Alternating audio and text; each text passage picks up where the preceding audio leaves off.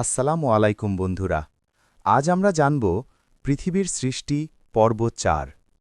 পৃথিবীতে আসার পর হজরত আদম আলাইহি ওয়াসাল্লাম এবং হাওয়া আলাইহি ওয়াসাল্লাম নতুন একটি জীবন শুরু করলেন। তারা আল্লাহর নির্দেশ মেনে চলতেন এবং পৃথিবীতে মানুষের জীবন কিভাবে চলবে তা শেখাতেন।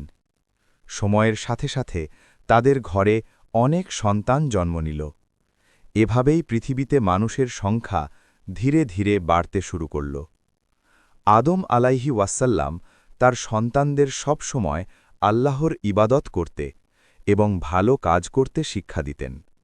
তিনি তাদের বলতেন, সব সময় সত্যের পথে চলবে, অন্যায় কাজ থেকে দূরে থাকবে এবং আল্লাহকে ভয় করবে। আদম আলাইহি ওয়াসাল্লামের সন্তানদের মধ্যে দুইজন ছিল খুব পরিচিত। তাদের নাম ছিল হাবিল এবং কাবিল। হাবিল ছিল খুব শান্ত, ভদ্র এবং আল্লাহভীরু মানুষ। অন্যদিকে কাবিল ছিল কিছুটা রাগী স্বভাবের। একদিন একটি গুরুত্বপূর্ণ ঘটনা ঘটল। আল্লাহ তাআলা হাবিল ও কাবিলকে বললেন, তোমরা দুজনেই আল্লাহর জন্য একটি করে কুরবানি দাও। হাবিল আল্লাহকে খুব ভালোবাসতেন, তাই তিনি তার সবচেয়ে ভালো ও সুন্দর পশুটি কুরবানি হিসেবে দিলেন। কিন্তু কাবিল আল্লাহর জন্য ভালো কিছু দিল না।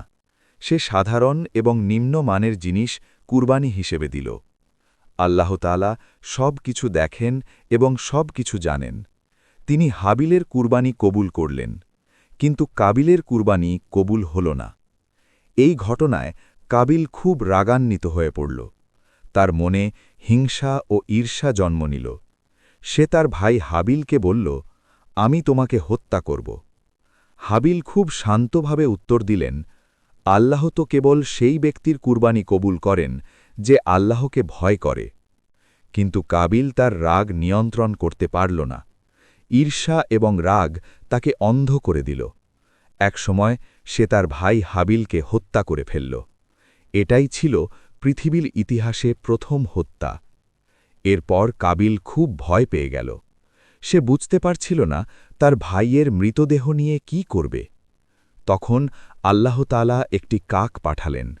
সেই কাকটি মাটিতে গর্ত করে আরেকটি মৃত কাককে দাফন করছিল। এটা দেখে কাবিল বুঝতে পারল তাকে কি করতে হবে।